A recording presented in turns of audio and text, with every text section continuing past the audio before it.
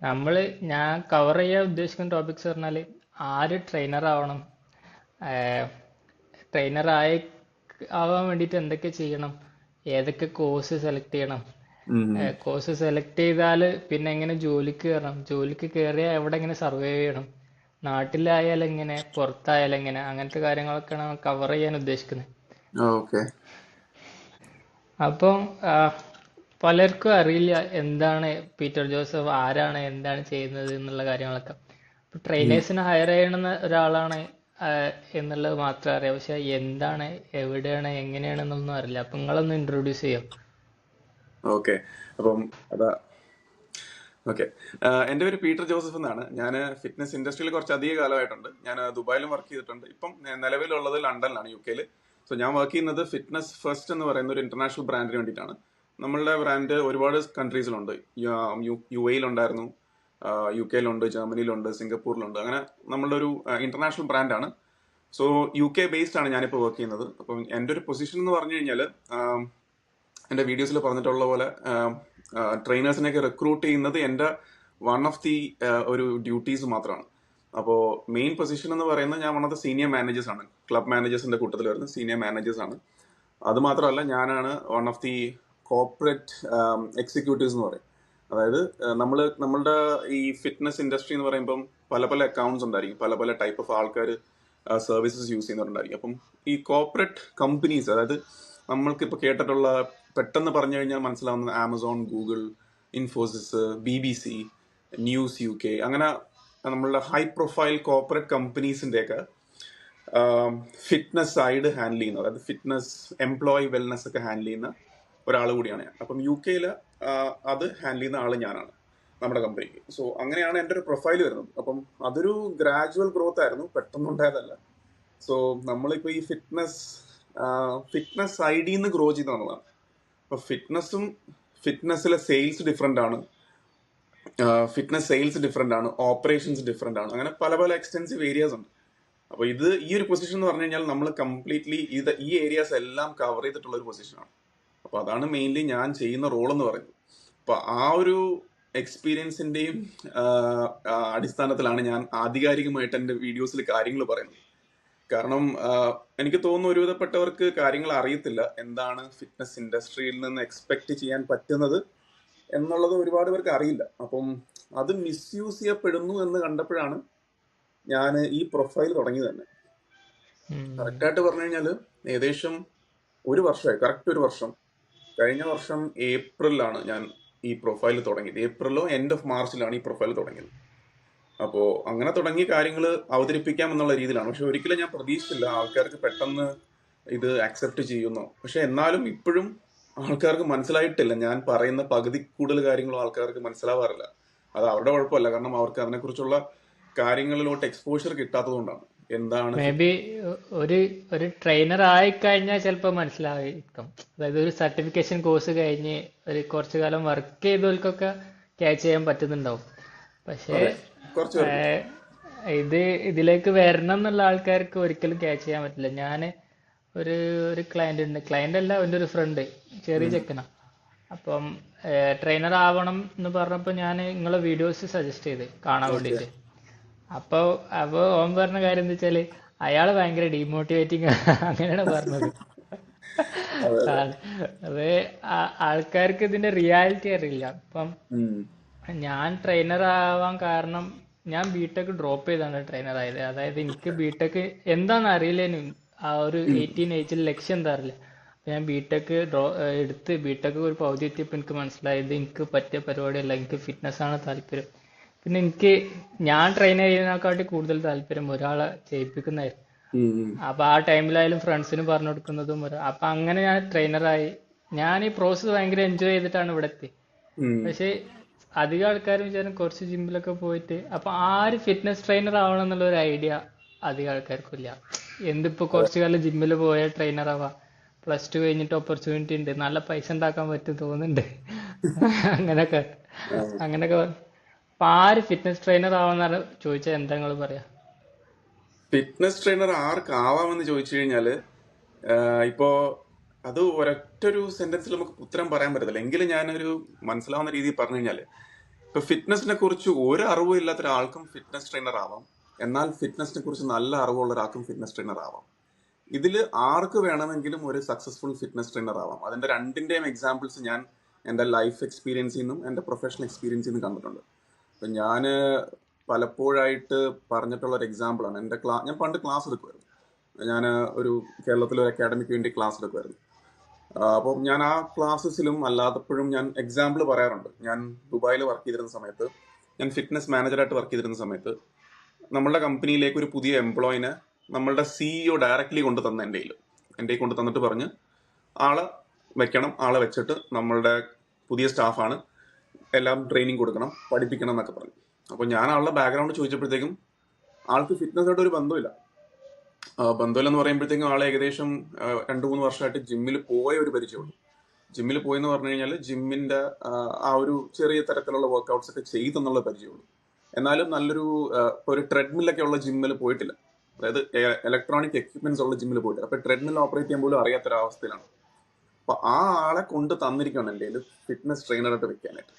ആളെ കൊണ്ടുവന്നതിന്റെ main reason എന്ന് പറയുന്നത്, ഈ സിഇഒ കഴിഞ്ഞ ദിവസം കണ്ടും ബാറിൽ പോയ സമയത്ത്, അതായത് പബ്ബിൽ എന്തോ പോയ സമയത്ത് അവിടുത്തെ ബാർ ടെൻഡർ ആയിരുന്നു പുള്ളിക്കാരൻ, ഈ പയ്യൻ. അപ്പൊ ഈ ബാർ ടെൻഡർ ആയതിന്റെ അല്ല, ആള് ഇന്ററാക്ട് ചെയ്ത രീതി, ആ ഒരു ആളുടെ ഒരു അറ്റൻഷൻ പിടിച്ചു പറ്റിയതും ആ ഒരു സെല്ലിംഗ് സ്കില്ല് കാണിച്ചതും നമ്മളെ സിഇഒനെ അട്രാക്ട് ചെയ്തു. അപ്പം ആൾക്ക് തോന്നി ഇത് യൂസ് ചെയ്യാൻ പറ്റും എന്നുള്ള രീതിയിൽ അങ്ങനെ കൊണ്ട് തന്നതാണ് ഒരു എംപ്ലോയി. പക്ഷെ ഞാനത് എടുത്തു പറയുന്നതെന്ന് വെച്ച് കഴിഞ്ഞാൽ, ആള് നല്ല സക്സസ്ഫുൾ ഫിറ്റ്നസ് ട്രെയിനർ ആയി.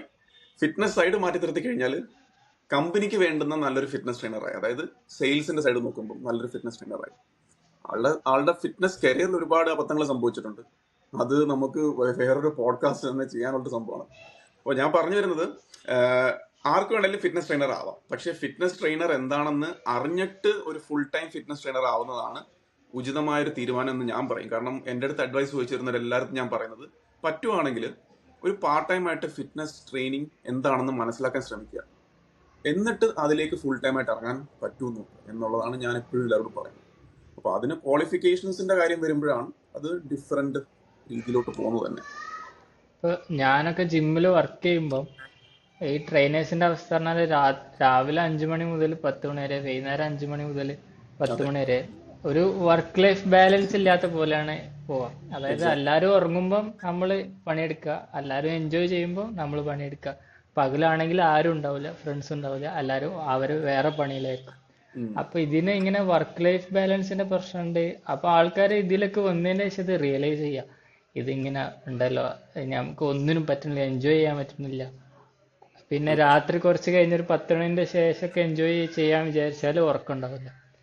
പകൽ ഉറങ്ങാന്ന് വിചാരിച്ചാൽ ചിലപ്പോൾ പറ്റിക്കൊള്ളുന്നില്ല. അങ്ങനെ കുറെ പ്രശ്നങ്ങളുണ്ട് ഇതിനകത്ത്. ഒരുപാട് അഡ്വാൻറ്റേജസിനെക്കാട്ടിലും കുറെ ഡിസഡ്വാൻറ്റേജസ് ആണ്. പ്രോസ് അല്ല കൂടുതൽ, കോൺസ് ആണ് കൂടുതൽ. കാരണം ഈ ഒരു ജോബ് അങ്ങനെ ആയതുകൊണ്ടാണ്. ഈ ഒരു ജോബ് ഇത്രത്തോളം ഫേമസ് അല്ലായിരുന്നു. ഒരു 10 വർഷം മുന്നേ നോക്കിക്കഴിഞ്ഞാൽ ഈ ഒരു ജോബിന് അത്രയും ഡിമാൻഡ് ഇല്ലായിരുന്നു. അതുകൊണ്ട് തന്നെ ആ ജോബിൽ വരുന്നവർ ആക്ച്വലി ഫിറ്റ്നസ് ട്രെയിനേഴ്സ് ആണ്. അതായത് ആ ഒരു ജോബ് ചെയ്യാൻ വേണ്ടി വരുന്നവർ മാത്രമാണ്. അങ്ങനെ താല്പര്യപ്പെട്ട് അതിനെക്കുറിച്ച് അറിഞ്ഞു വരുന്നവർ മാത്രമാണ്. ഒരു 15 വർഷം എന്നാണേ പറയാം.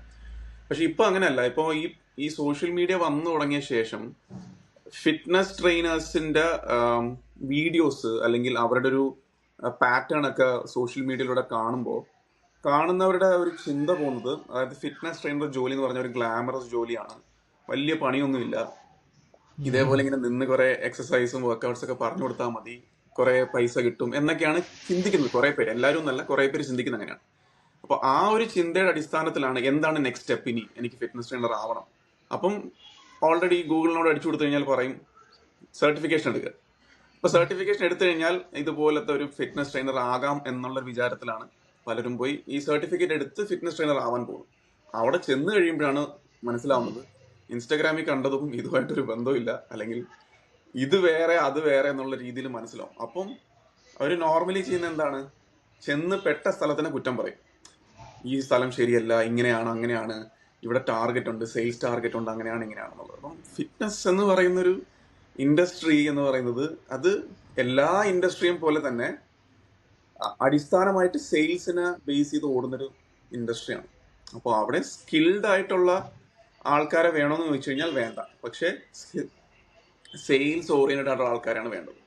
അപ്പോൾ ആ സെയിൽസ് ഓറിയന്റഡ് ആയിട്ട് ബാക്കപ്പിനാണ് ഫിറ്റ്നസ് നോളജ് വെക്കുന്നത്. അപ്പം ഫിറ്റ്നസ് നോളജിന്റെ കട്ട് ഓഫ് ആയിട്ട് ഒരു ബേസിക് ക്രൈറ്റീരിയ ആണ് ഈ സർട്ടിഫിക്കേഷൻ വെക്കുന്നത്. അല്ലാണ്ട് ഈ എല്ലാവരും ചിന്തിക്കുന്നത് പോലെ ഒരു സർട്ടിഫിക്കറ്റ് എടുത്തു കഴിഞ്ഞാൽ നേരെ ചെന്ന് ഫിറ്റ്നസ് ട്രെയിനറായി ഒരുപാട് പൈസ സമ്പാദിക്കാം എന്നുള്ളതല്ല. അപ്പൊ അവിടെയാണ് പലർക്കും തെറ്റിപ്പോകുന്നത്. അപ്പൊ ഈ സോഷ്യൽ മീഡിയ വന്ന ശേഷമാണ് ഒരുപാട് പേര് ഒരു തെറ്റായ ഒരു കരിയർ ഡിസിഷൻ എടുത്തു പോയി പെട്ട ശേഷം പിന്നെ ഇതിനെക്കുറിച്ച് മിണ്ടത്തിലാരെടുത്തു. നമ്മൾ ചോദിച്ചു കഴിഞ്ഞാൽ മനസ്സിലെ വിഷമം ചിലപ്പോൾ തുറന്നു പറയും, ഇല്ലെങ്കിൽ ആ പറ്റിയ അബദ്ധവും ഒന്നും പറയത്തില്ല. അതുകൊണ്ടാണ് പലർക്കും ഞാൻ ഈ കാര്യങ്ങൾ പറയുമ്പോൾ ഡീമോട്ടിവേറ്റിംഗ് ആയിട്ട് തോന്നുന്നത്. അപ്പം കാരണം ഉള്ള കാര്യങ്ങൾ നമ്മൾ ക്ലിയർ ആയിട്ട് പറയുമ്പോൾ ഇതാണ് നിങ്ങൾ എക്സ്പെക്ട് ചെയ്യേണ്ടത് എന്ന് പറയുമ്പോൾ അവർ പറയുമോ നാളെ മല്ലു ഫിറ്റ് ഫാക്സ് ഇരുന്നിട്ട് ഡീമോട്ടിവേറ്റ് ചെയ്യുന്ന പറയും.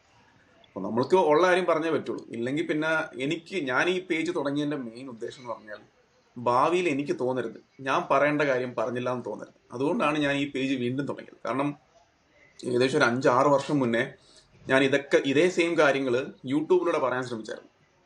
ഇപ്പൊ യൂട്യൂബിലൂടെ പറയാൻ ശ്രമിച്ചപ്പോഴത്തേക്കും യൂട്യൂബിലെ ലോങ് വീഡിയോസ് ആയതുകൊണ്ടും അത് വീഡിയോ എടുക്കുന്ന ബുദ്ധിമുട്ടും എഡിറ്റ് ചെയ്ത് അപ്ലോഡ് ചെയ്ത് അങ്ങനെയുള്ളൊരു ബുദ്ധിമുട്ടുകൊണ്ട് ഞാൻ വിട്ടതാണ്. അപ്പൊ എൻ്റെ ആ ഒരു പഴയ പ്രൊഫൈലിൽ ഏകദേശം ഒരു 500 സബ്സ്ക്രൈബേഴ്സും എത്രയോ 20 വീഡിയോസ് എന്തോ ഉള്ളൂ.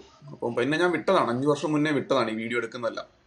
ഇപ്പൊ ഈ കഴിഞ്ഞ വർഷം ഇതിന്റെ ഒരു മാസീവ് ഡെവലപ്മെന്റ് വന്ന് ആൾക്കാരെല്ലാം ഒരുപാട് മിസ്ഗൈഡായി പോകുന്നു എന്ന് കണ്ടപ്പോഴാണ് പിന്നെ ഒരു സ്പെസിഫിക് ആയിട്ടുള്ളൊരു ഇൻസിഡന്റ് ഉണ്ടായി. അതായത് ഞാൻ പഠിപ്പിച്ച കൂട്ടത്തിൽ നിന്ന് തന്നെ ഒരു റെഫറൻസിൽ ഒരാൾ എനിക്ക് മെസ്സേജ് അയച്ചു, എൻ്റെ നമ്പർ കിട്ടിയിട്ട് എനിക്ക് മെസ്സേജ് അയച്ചായിരുന്നു. അപ്പോൾ ആളുടെ പേര് ഞാൻ ഓർക്കുന്നില്ല. അതൊരു ഇച്ചിരി ഇച്ചിരി ഇച്ചിരി എന്താ പറയുക, സെൻസിറ്റീവ് ആയിട്ടുള്ള ഇഷ്യൂ ആണ്. അതായത് ആളൊരു നാട്ടിലെ ഓട്ടോ ഡ്രൈവർ ആയിരുന്നു, ഓട്ടോ ഡ്രൈവർ ആണ്. അപ്പം ആരോ പറഞ്ഞ് കേട്ടിട്ട് ഫിറ്റ്നസ് ഇൻഡസ്ട്രിയിൽ പെട്ടെന്ന് രക്ഷപ്പെടാം, ശമ്പളം കിട്ടും എന്നൊക്കെ പറഞ്ഞിട്ട് കയ്യിൽ പൈസ ഇല്ലായിരുന്നിട്ടും വൈഫിന്റെ ആണോ സിസ്റ്ററിന്റെ ആണോ അമ്മയുടെ ആണോ ആരുടെയോ സ്വർണം പണയം വെച്ചിട്ട് പോയി സർട്ടിഫിക്കറ്റ് എടുക്കാൻ പൈസ അടച്ചു. പൈസ അടച്ച ശേഷം എന്തോ പൈസ കുറഞ്ഞു പോയെന്നോ അങ്ങനെ എന്തോ കാരണത്താൽ കോഴ്സ് കംപ്ലീറ്റ് ചെയ്യാൻ പറ്റിയില്ല, അങ്ങനെ എന്തൊക്കെയോ ഒരു ഇഷ്യൂ ആയിരുന്നു. അത് കേട്ടപ്പോഴാണ് എനിക്ക് തോന്നിയത് ഇനി എങ്കിലും ഇതിനെക്കുറിച്ച് സംസാരിച്ചില്ലെങ്കിൽ ശരിയാവത്തില്ലെന്ന് തോന്നി. കാരണം അത്രത്തോളം ഡെപ്തിൽ ഇതിന്റെ ഒരു മാർക്കറ്റിംഗ് ഇറങ്ങി. ഈ ഒരു പൈസ ഇല്ലാത്ത അവസ്ഥയിൽ പോലും ആൾക്കാർ പൈസ കടം മേടിച്ച് ഫിറ്റ്നസ് ട്രെയിനർ ആയാൽ രക്ഷപ്പെടും എന്നുള്ളൊരു ആ ഒരു അവസ്ഥയിലേക്ക് എത്തി. അപ്പോഴാണ് ഞാൻ വിചാരിച്ചത് എന്തായാലും ഇത് ഇനിയെങ്കിലും ഞാൻ പറയണം, ഞാൻ പറഞ്ഞില്ലെങ്കിൽ എനിക്ക് കുറ്റബോധം വരും പിന്നീട്. അതുകൊണ്ടാണ് ഞാൻ പറഞ്ഞു തുടങ്ങിയത്. ഞാൻ EMI കോഴ്സ് എടുത്തേ. ഇത്രയൊന്നും ഇല്ലായിരുന്നു ആക്ച്വലി. ഇത്രയൊന്നും ഇല്ലായിരുന്നു പറഞ്ഞു കഴിഞ്ഞാല് 15 വർഷം മുന്നേ 10 വർഷം മുന്നേ ഏകദേശം ഈ ദുബായിലൊക്കെ തന്നെ, ദുബായിൽ ഇപ്പോൾ ഉള്ളതിനെക്കാട്ടിലും കുറച്ച് കൂടുതലായിരുന്നു പ്രൈസിങ്. ഇപ്പോൾ ദുബായിൽ ഏകദേശം 5000 ദറംസിന് സർട്ടിഫിക്കറ്റ് എടുക്കാൻ പറ്റും. ആ ഒരു സമയത്ത് 8000 ദറംസ് എന്തോ വേണമായിരുന്നു. ഇപ്പോഴത്തെ പോലെ എക്സാം എഴുതുന്ന പരിപാടിയല്ല. ഞാൻ 2 വട്ടം ലെവൽ 2 തോറ്റതാണ്. ഞാൻ 2 വട്ടം ലെവൽ 2 തോറ്റിട്ട് പിന്നെ ഭയങ്കര ബുദ്ധിമുട്ടിയാണ് എങ്ങനെയോ പാസ്സായത്. കാരണം എനിക്ക് അനാറ്റമി ഒരു വീക്ക്നെസ് ആണ്. വീക്ക്നെസ് എന്ന് പറഞ്ഞാൽ എനിക്ക് പറ്റത്തില്ല. അപ്പോൾ അനാറ്റമി പാസ്സാവാൻ കുറച്ച് ബുദ്ധിമുട്ടായിരുന്നു എനിക്ക്. അപ്പം അതുകൊണ്ട് ലെവൽ 2 ഞാൻ 2 വട്ടം തോറ്റ് 3ാമത്തെ വട്ടമാണ് ഞാൻ പാസ്സായത്. പിന്നെ ലെവൽ 3 എളുപ്പമായിരുന്നു. അപ്പം ഇപ്പോഴത്തെ പോലെ പൈസ അടച്ചു കഴിഞ്ഞാൽ ഗ്യാരണ്ടി അല്ല. അന്നെന്ന് പറഞ്ഞു കഴിഞ്ഞാൽ നമ്മളുടെ ഫ്രണ്ടിൽ ട്യൂട്ടർ ഇരിക്കുവാണ്. നമ്മളുടെ ഫ്രണ്ടിൽ നമ്മളെ പഠിപ്പിച്ച ട്യൂട്ടർ ഇരിക്കും, നമുക്കൊന്നും ചെയ്യാൻ പറ്റത്തില്ല, ഇരുന്ന് എക്സാം എഴുതണം. അപ്പോൾ അങ്ങനെ ആയിരുന്നു. ഇപ്പോൾ എത്ര പേര് ഒരു ബാച്ചിൽ വരാവോ വന്ന് മേ ബി ചിലപ്പോൾ എളുപ്പമായിരിക്കും, ഇല്ലെങ്കിൽ പാസ്സാക്കി വിടും. അങ്ങനെയൊക്കെയാണ്. ആര് എന്ത് എഴുതുന്നു ഒന്നും അറിയത്തില്ല. അപ്പൊ ആ ഒരു ലെവലെത്തി എന്ന് പറയുന്നത്. ഇപ്പോ അതാണ് ഇപ്പം ആശയം ആദ്യം പറഞ്ഞ പോലെ തന്നെ ഇപ്പം ഇൻസ്റ്റിറ്റ്യൂട്ടുകളുടെ പേരിൽ അടിക്കുന്ന സർട്ടിഫിക്കറ്റ് ഉണ്ട്. അങ്ങനെ കുറെ കൺഫ്യൂഷൻ ഉണ്ട്. അപ്പൊ സിമ്പിൾ ആയിട്ട് പറഞ്ഞു കഴിഞ്ഞാൽ ഇപ്പൊ ഞാൻ എന്റെ പല വീഡിയോസിലും പറഞ്ഞിട്ടുണ്ട്, ഇപ്പൊ നമ്മൾ 10ാം ക്ലാസ് പഠിക്കുമ്പോഴും പ്ലസ് 2 പഠിക്കുമ്പോഴും നമ്മൾ പഠിച്ച സ്കൂളിന്റെ പേരിലല്ല നമുക്ക് സർട്ടിഫിക്കറ്റ് കിട്ടുന്നത്. അതല്ല നമ്മുടെ സർട്ടിഫിക്കറ്റ്. ഇപ്പൊ നമ്മൾ SSLCയോ CBSEയോ ICSEയോ എന്താണോ പഠിച്ചത് ആ ഒരു ബോർഡിന്റെ സർട്ടിഫിക്കറ്റ് ആണ് നമുക്ക് ഫൈനലി വരുന്നത്. അപ്പൊ നമ്മൾ പഠിക്കാൻ ഈ ഒരു കരിക്കുലം അല്ലെങ്കിൽ ഈ ഒരു ഫ്രെയിം വർക്ക് പഠിക്കാനായിട്ട് നമ്മൾ ഉപയോഗിച്ച ഒരു മീഡിയമാണ് നമ്മളുടെ സ്കൂള്. അപ്പൊ നമ്മൾ സ്കൂൾ തിരഞ്ഞെടുക്കുന്നത് നമ്മളുടെ വീട്ടിന്റെ അടുത്താണോ, അല്ലെങ്കിൽ പോയി വരാൻ എളുപ്പമാണോ, അല്ലെങ്കിൽ കുറച്ചൊക്കെ ഫ്ലെക്സിബിൾ ആണോ, ടീച്ചർമാർ ഇച്ചിരി സ്ട്രിക്റ്റ് ആണ്, ഇതൊക്കെ നോക്കിയിട്ടാണ് നമ്മളെ പേരൻസ് നമ്മളെ സെലക്ട് ചെയ്ത് വിടുന്നത്. അതേപോലെയാണ് ഫിറ്റ്നസിന്റെയും സർട്ടിഫിക്കേഷൻ ആക്ച്വലി വരുന്നത്. ഒരുപാട് അക്കാഡമീസ് ഇതിന്റെ അപ്രൂവൽ എടുത്തിട്ടുണ്ട് സർട്ടിഫിക്കറ്റ് ഇഷ്യൂ ചെയ്യാനായിട്ട്, സർട്ടിഫിക്കറ്റ് പ്രൊവൈഡ് ചെയ്യാനായിട്ട്. അപ്പോൾ അത് അക്രിഡിറ്റ് ചെയ്യുന്ന കുറെ സ്ഥാപനങ്ങളുണ്ട്. അപ്പോൾ അവര് കൊടുക്കുന്ന വാലിഡേഷൻ വെച്ചിട്ടാണ് സർട്ടിഫിക്കറ്റ് ഇഷ്യൂ ചെയ്യുന്നത്. അപ്പോൾ ഇന്ത്യയിൽ 90% ചെയ്യുന്നത് സ്കിൽ ഇന്ത്യയാണ്. അപ്പോൾ സ്കിൽ ഇന്ത്യ എന്ന് പറഞ്ഞാൽ നമ്മുടെ NSFQ അതാണ് ഫ്രെയിം വർക്ക് എന്ന് പറയുന്നത്. അപ്പോൾ ഈ NSFQന്റെ സർട്ടിഫിക്കറ്റ് ഉണ്ടെങ്കിൽ ധാരാളമാണ് ഇന്ത്യയിൽ എവിടെ വേണമെങ്കിലും സുഖമായിട്ട് വർക്ക് ചെയ്യാം. വേറെ എവിടെയും വർക്ക് ചെയ്യാമായിരുന്നു, പക്ഷെ ഇപ്പോഴത്തെ ഒരു സ്ഥിതി വെച്ച് കാര്യങ്ങൾ മാറി. അതെന്താ ഞാൻ പറയാം. പിന്നീടാണ് ഈ UK സർട്ടിഫിക്കേഷൻസ്, അമേരിക്കൻ സർട്ടിഫിക്കേഷൻസ് ഇതെല്ലാം പല രീതിയിൽ അറിയപ്പെടാൻ തുടങ്ങി. പക്ഷെ ഇതൊക്കെ സ്കിൽ ഇന്ത്യ പറയുന്നതിന് മുന്നേ എടുത്തു പറയേണ്ടത് അമേരിക്കൻ സർട്ടിഫിക്കേഷൻസ് ആണ്. ഇപ്പൊ എല്ലാവരുടെയും മനസ്സിൽ കൂടുതൽ നിങ്ങൾക്ക് റിലേറ്റ് ചെയ്യാൻ പറ്റുന്ന എയ്സ് ആണ്. എയ്സ് ആണ് മുത്തപ്പൻ എന്ന് പറയാം, സർട്ടിഫിക്കറ്റുള്ള മുത്തപ്പനാണ്.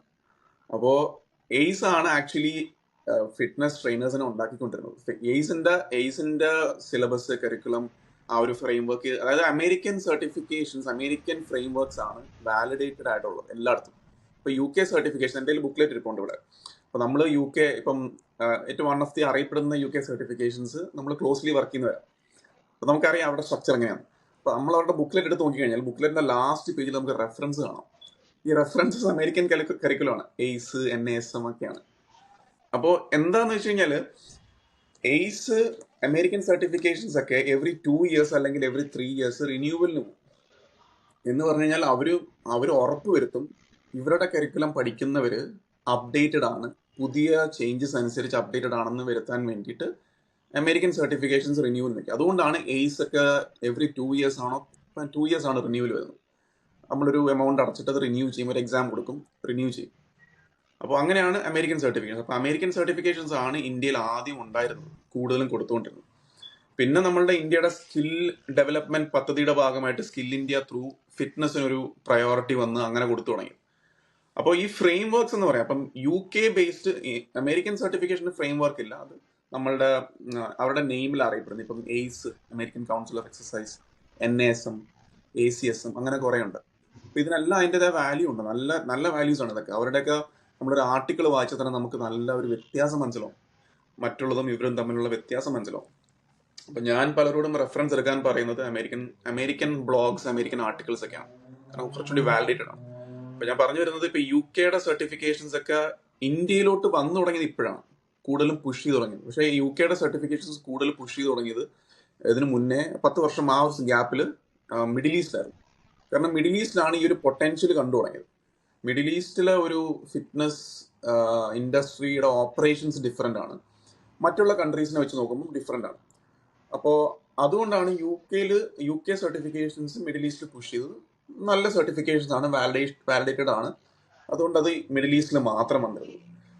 അപ്പോൾ ഈ ഇന്ത്യൻ സർട്ടിഫിക്കേഷൻസ് കമ്പാരിറ്റീവ്ലി ചീപ്പ് ആയതുകൊണ്ടും നമുക്ക് സ്കിൽ ഡെവലപ്മെന്റ് പദ്ധതി ആയതുകൊണ്ട് ഗവൺമെന്റ് അങ്ങനെയല്ലേ വെക്കുള്ളൂ, ആർക്കും എടുക്കാൻ പറ്റുന്ന തരത്തിൽ ഒരു ബഡ്ജറ്റ് ഓപ്ഷൻ.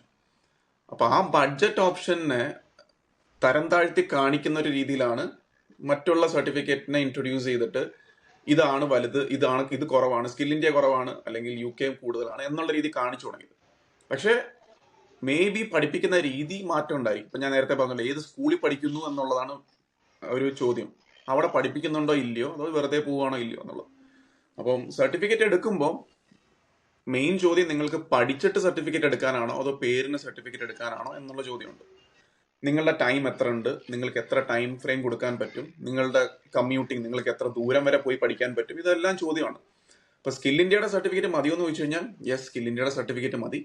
സ്കിൽ ഇന്ത്യയുടെ ഏത് സർട്ടിഫിക്കറ്റ് വേണമെന്ന് ചോദിച്ചു കഴിഞ്ഞാൽ സ്കിൽ ഇന്ത്യയുടെ സർട്ടിഫിക്കറ്റിൽ നിങ്ങൾ പേര് നോക്കിക്കഴിഞ്ഞാൽ NSFQ ലെവൽ 4 എന്ന് പറയും. അതാണ് ലെവൽ 3 ഇന്റർനാഷണൽ. നമ്മളുടെ UKയുടെ ബേസിൽ, UKയുടെ ഫ്രെയിം വർക്കിൽ ലെവൽസ് മാർക്ക് ചെയ്യുമ്പോൾ നമ്മൾ പറയുന്നത് ലെവൽ 3 പേഴ്സണൽ ട്രെയിനർ എന്നാണ് പറയുന്നത്. അതാണ് ഒരു ക്വാളിഫൈഡ് പേഴ്സണൽ ട്രെയിനറിന്റെ സർട്ടിഫിക്കേഷൻ. ഈ ലെവൽ 3 മാച്ച് ചെയ്യുന്നതാണ് NSFQ ലെവൽ 4ഉം EQF ലെവൽ 4ഉം. അതായത് EREPS എന്ന് കേട്ടിട്ടില്ലേ? EQF ലെവൽ 4ഉം NSFQ ലെവൽ 4ഉം മാച്ച് ചെയ്യുന്നത് ലെവൽ 3 പേഴ്സണൽ ട്രെയിനറാണ്. അപ്പം ഇതിൽ ഏതെങ്കിലും ഉണ്ടെങ്കിൽ നിങ്ങൾക്ക് പേഴ്സണൽ ട്രെയിനറായിട്ട് സുഖമായിട്ട് വർക്ക് ചെയ്യാം. ലെവൽ 2 ഉണ്ടെങ്കിൽ ഫിറ്റ്നസ് ട്രെയിനറായിട്ട് വർക്ക് ചെയ്യാം. ലെവൽ 3 ഉണ്ടെങ്കിൽ പേഴ്സണൽ ട്രെയിനറായിട്ട് വർക്ക് ചെയ്യാം. ഇത് രണ്ടും വ്യത്യാസമാണ്. അപ്പം സ്കിൽ ഇന്ത്യയുടെ നോക്കുവാണെങ്കിൽ സ്കിൽ ഇന്ത്യയുടെ ലെവൽ 3 NSFQ ലെവൽ 3 ആണെങ്കിൽ ഫിറ്റ്നസ് ട്രെയിനറായിട്ട് വർക്ക് ചെയ്യാം. NSFQ ലെവൽ 4 ആണെങ്കിൽ പേഴ്സണൽ ട്രെയിനറായിട്ട് വർക്ക് ചെയ്യാം. അതേപോലെ തന്നെയാണ്